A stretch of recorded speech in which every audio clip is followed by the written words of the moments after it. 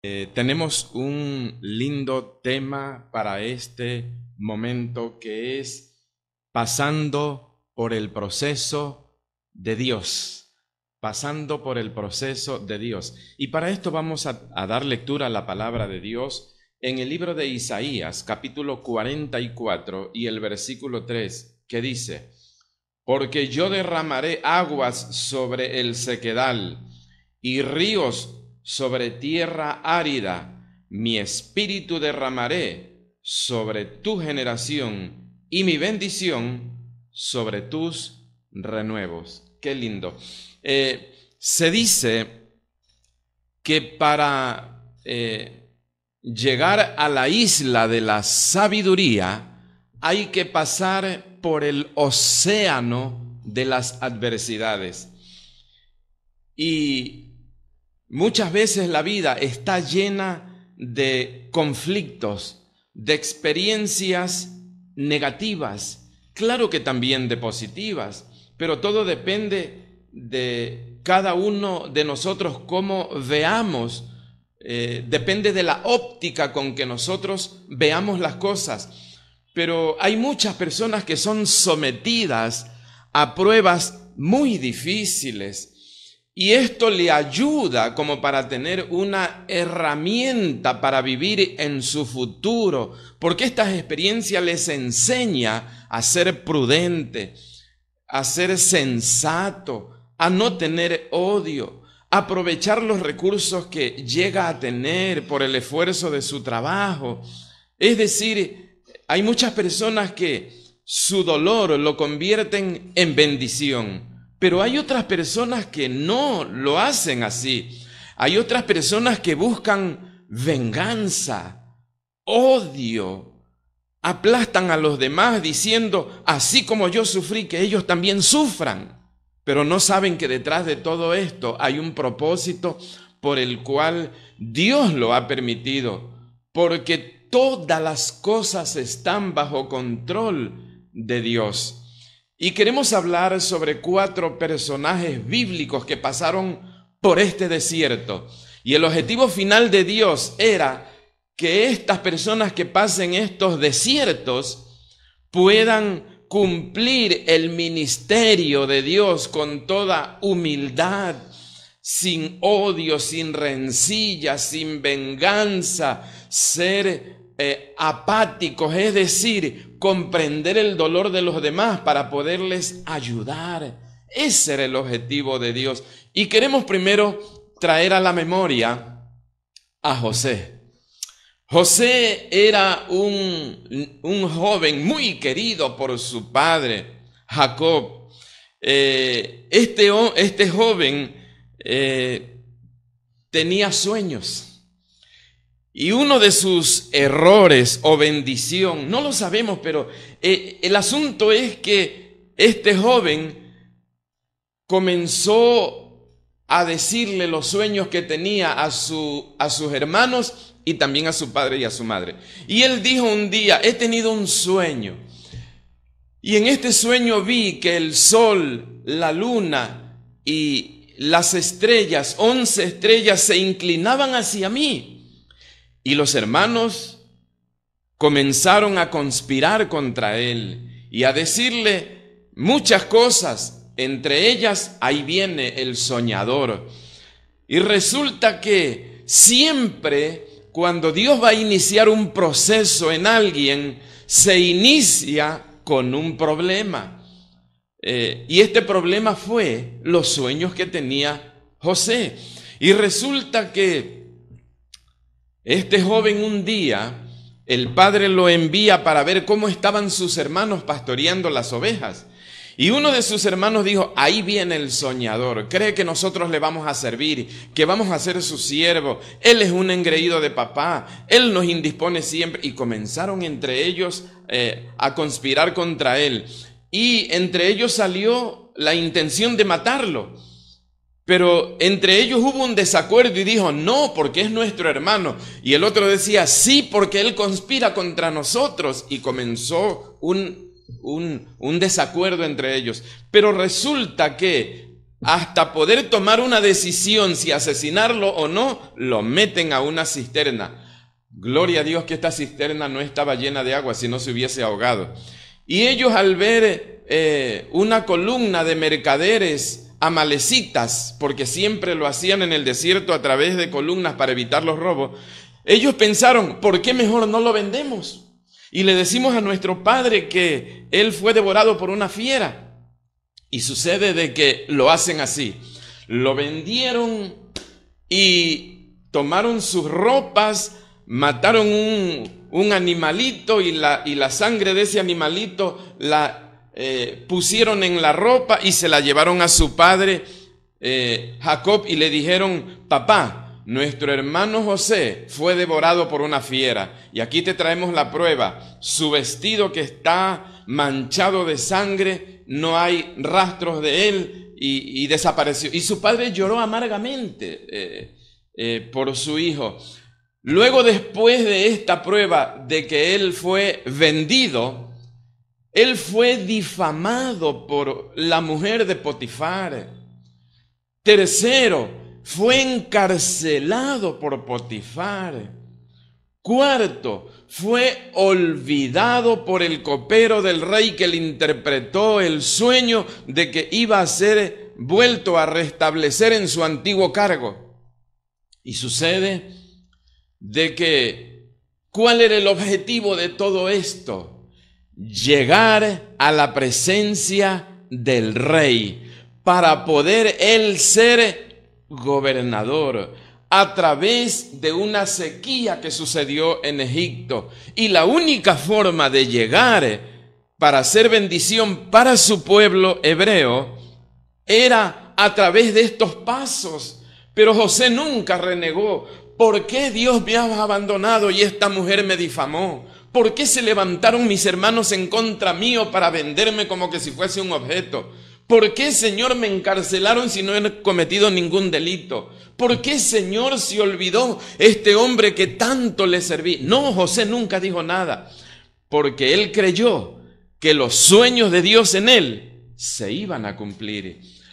Ahora, él fue una bendición final para todo el pueblo.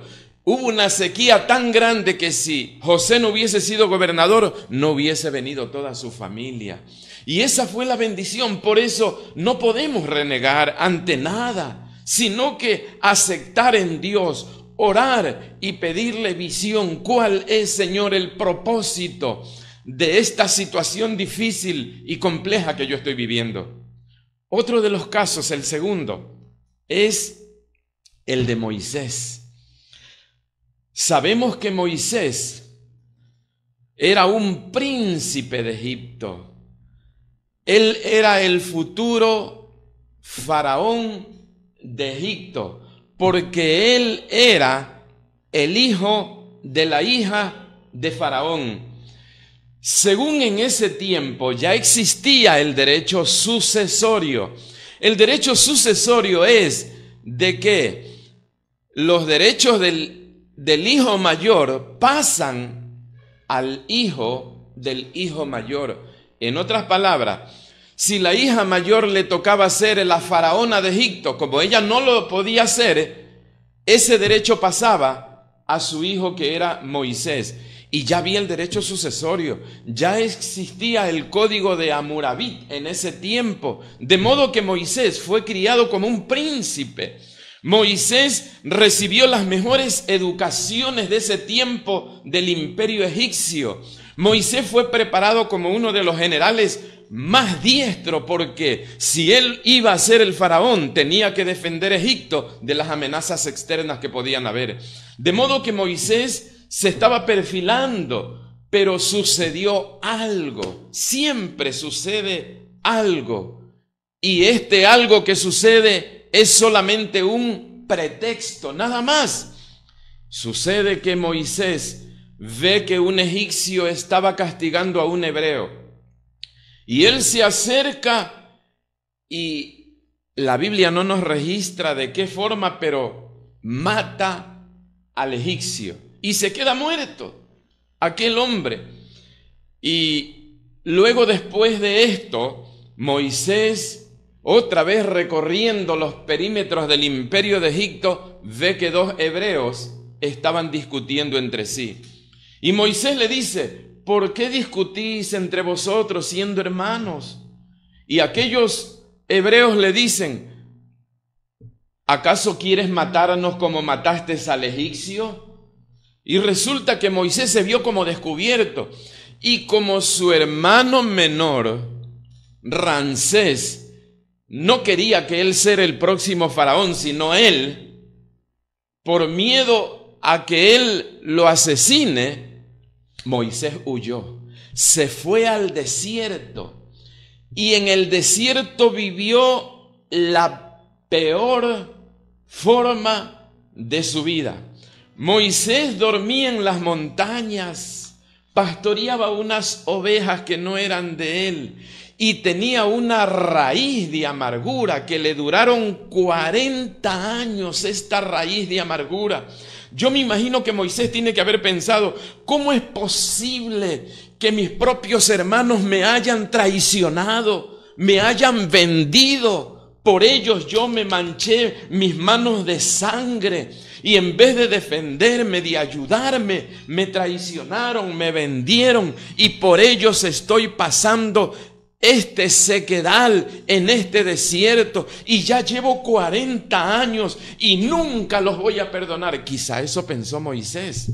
Por eso es que cuando Dios llama a Moisés, le dice: Moisés, quiero que vayas a Faraón y libertes a mi pueblo para que ellos tomen posesión de la tierra prometida que yo les doy.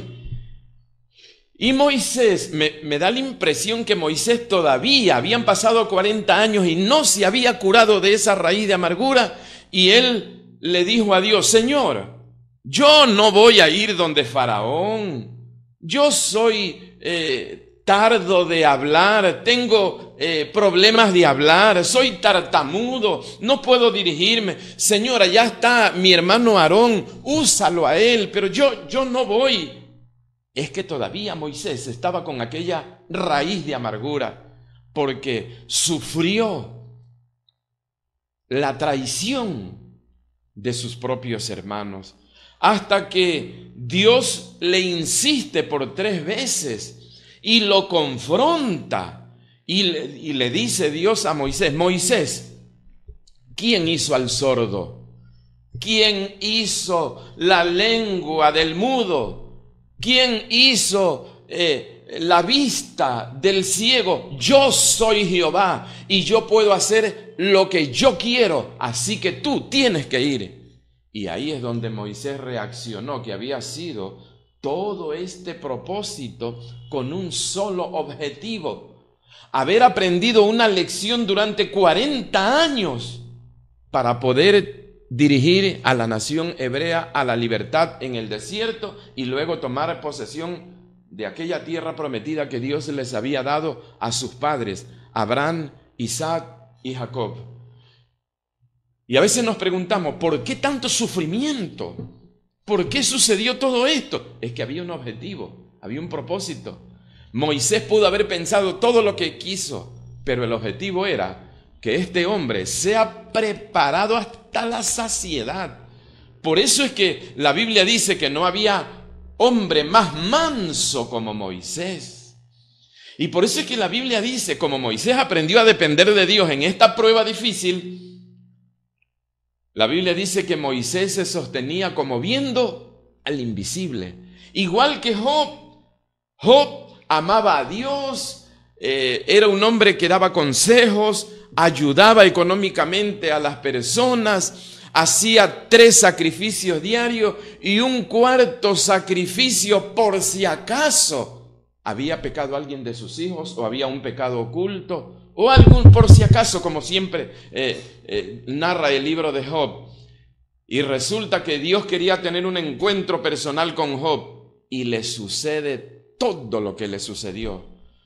Murieron sus hijos, perdió su casa, perdió sus bienes, todo se quedó en la calle, hasta una sarna maligna le cayó, que tenía que tomar un tiesto y rascarse porque la sarna le invadió desde la cabeza hasta la planta de sus pies. Por eso es que Job al último confesó y dijo: de oídas te había oído, mas ahora mis ojos te ven, mas ahora por esta prueba es que me dio la oportunidad de conocerte como debía conocerte, porque antes no te conocía, solo te conocía religiosamente, conforme a la ley, pero ahora te conozco. De oídas te había oído, pero ahora mis ojos te ven. Qué linda esta expresión de Job. La tercera persona que vamos a ver es a Noemí.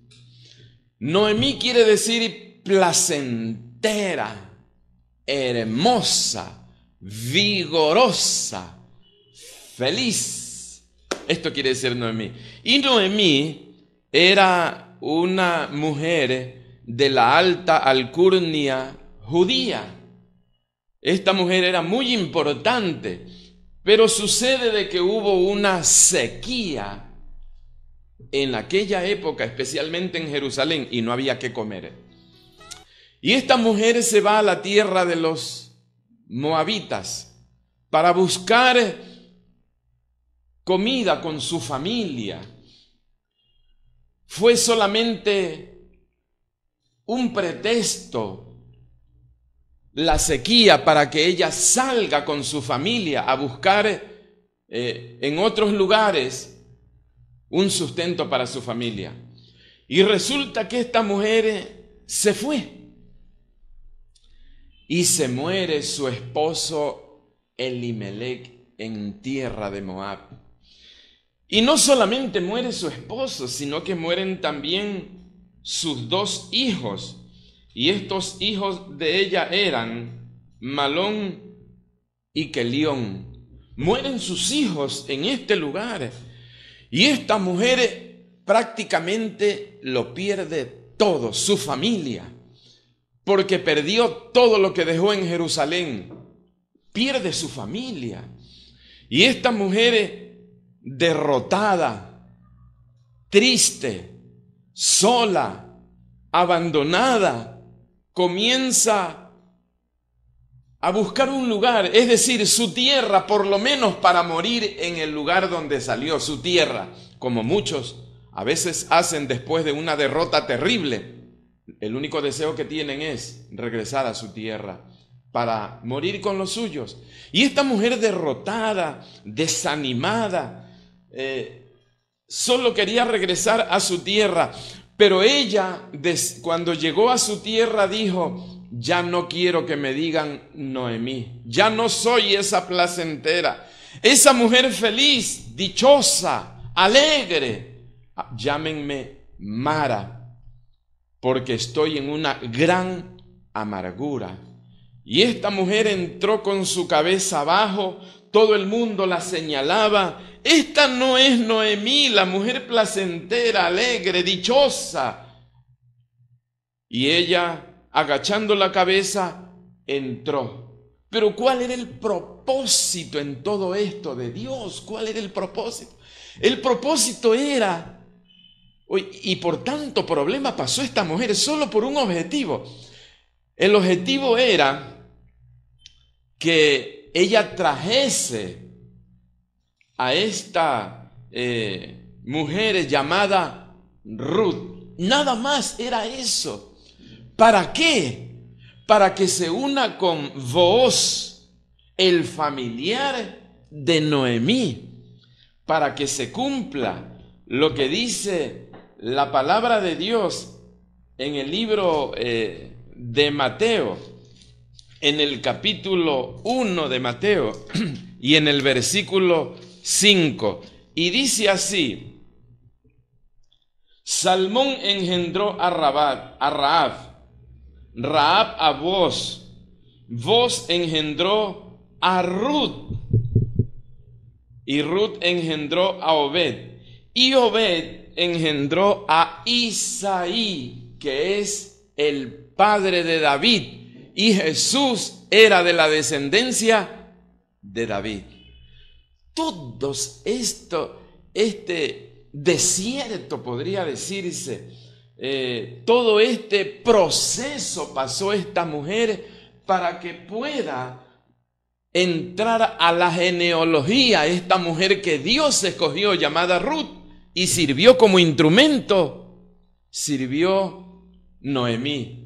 Todo para que entre en la genealogía y nazca nuestro Señor Jesucristo.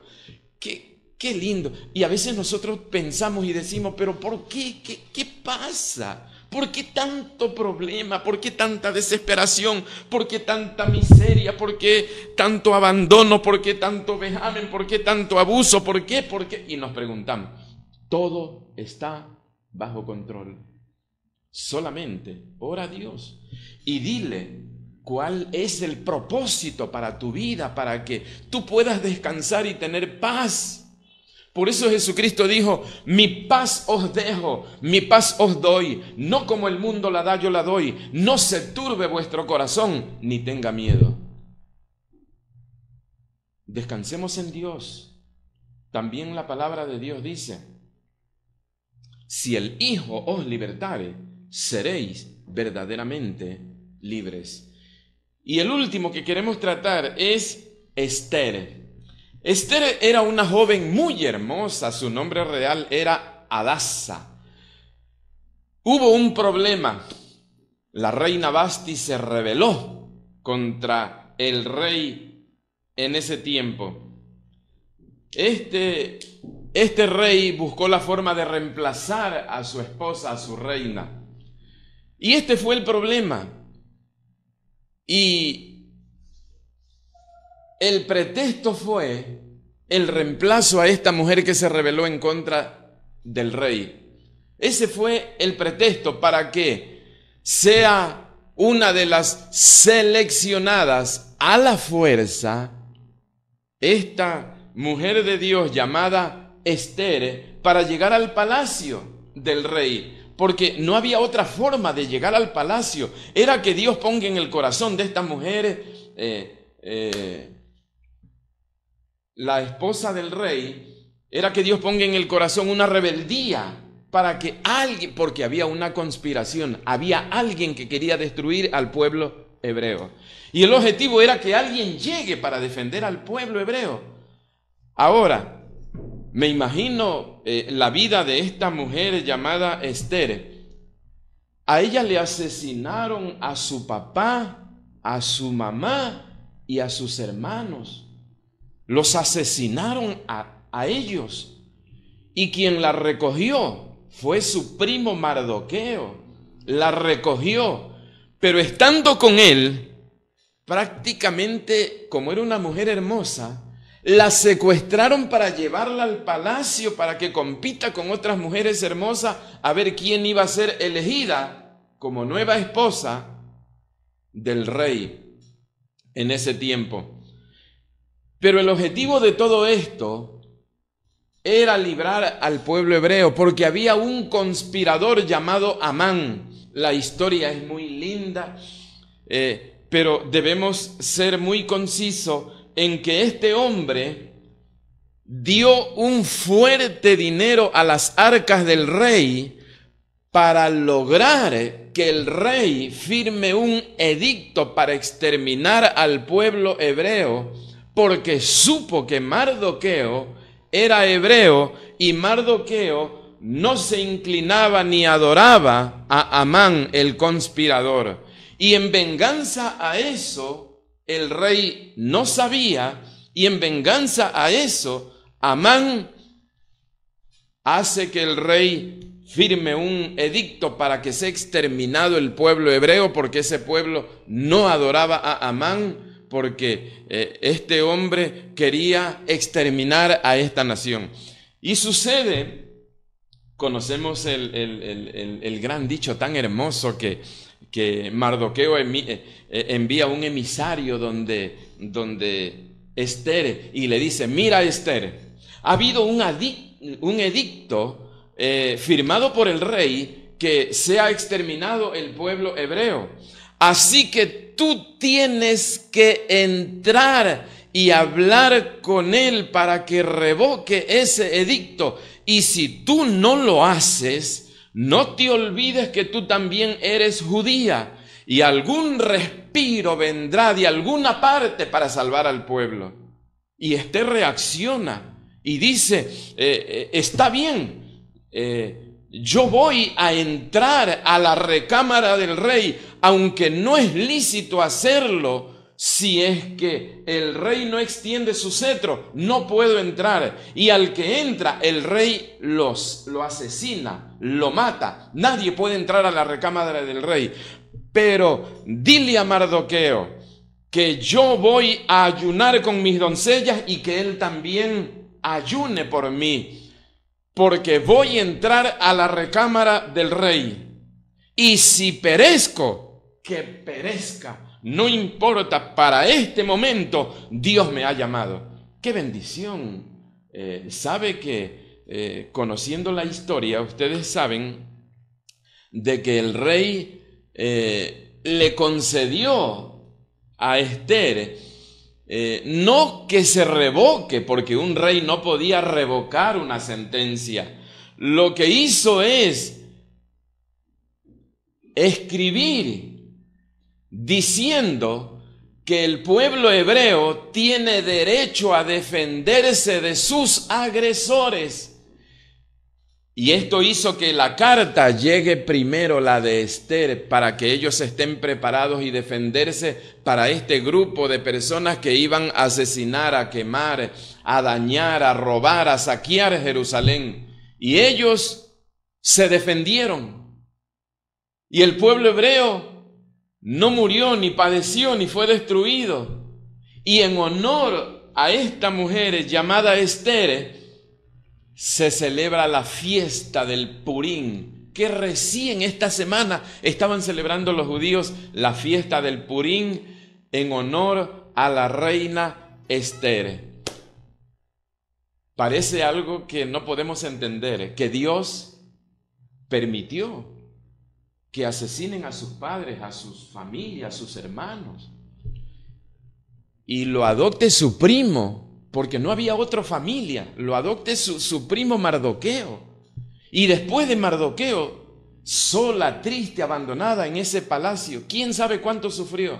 ¿Cuál era el objetivo? Llegar a la recámara del rey.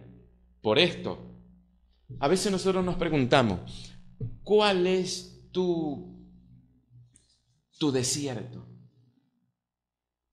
¿Cuál es tu prueba? ¿Por qué Dios ha permitido cosas que humanamente decimos, no es posible que me pase a mí esto? ¿Por qué me está pasando esto? A veces todo depende de la óptica con lo que nosotros veamos espiritualmente. Yo le escuchaba en cierta ocasión a un hombre que decía que un padre de familia tenía 2 hijos. Y uno de sus hijos era muy comprensible, dócil, atento, prudente, sensato, pero el otro era un arregañadiento, colérico, problemático. A veces hay personas que actúan bajo su temperamento, ¿verdad? Porque hay temperamentos coléricos, melancólicos, sanguíneos y flemáticos, y actúan de acuerdo a su temperamento. Y bueno, este hombre decide un día, porque habían entre los 2 hermanos, habían como desacuerdo. No, que mi papá te quiere más a ti. Y el otro decía, no, que a tú te quiere, es que tú eres malcriado, es que tú eres tonto, por eso te quieren más y no sé cuánto. Bueno, entre ellos también había eso. Y un día su padre decide hacerles un regalo a cada uno para ver la reacción de ellos. Y resulta que al más dócil, al más pensante, al más tranquilo, va de madrugada y como vivían en el campo, las vaquitas habían hecho sus necesidades y él se fue y recogió parte de esas necesidades que hacían las vaquitas y la puso en una bandeja y la puso al lado de la cama de este jovencito. Y el jovencito, pues, antes de despertarse se da cuenta que había un mal olor en la casa, en el dormitorio de él. Y a lo que él se va a poner los pies abajo de la cama, se da cuenta que había un poco de estiércol de vaca ahí. Y él comenzó a pensar, esto puede servir para abono. Esto mi papá quizá me dejó aquí mi papá porque alguien tiene que haberle puesto y tiene que ser mi papá. Es para que yo valore que esto se puede entreverar con tierra, se puede poner agua y se puede servir como abono en las plantas que yo usualmente siembro. Y él se le prendió el foco y dijo, esto es bueno. Y voy a hablar con mi papá para ver cómo podemos sembrar la mayor parte de plantas con este abono, entreverándolo con tierra. Y bueno, el joven pensó de esa forma, de acuerdo a su corazón, a su vida. Él pensó así. Oh sorpresa, el papá también simultáneamente le regala una bicicleta a su otro hijo resabiado y lo pone al ladito de la cama. Y él se levanta y ve la bicicleta y comienza a decir, mi papá me ha de haber regalado esta bicicleta para que yo la maneje y me accidente o algún carro me pase por encima y me muera, porque la intención de él ha de ser que yo me muera o que me pase algún accidente y pasar en cama un tiempo. Y esta era la mentalidad del joven. Cada uno piensa de acuerdo a cómo es su composición. Por eso les decía al comienzo de que hay muchas personas que sufren lo indecible, pero ese sufrimiento lo aprovechan para sacarle un beneficio a ese sufrimiento. Y son dóciles, productivos, inteligentes, ahorrativos, porque saben que sufrieron. Pero hay otros que lo ven desde otra óptica y comienzan a decir ellos, no, yo sufrí, que ellos también sufran. No, a mí me hicieron esto, yo también lo voy a hacer. No, y comienzan a tener odio, venganza, quererse desquitar, querer dañar a otros. Todo depende de la óptica con que nosotros la veamos y sea nuestro corazón.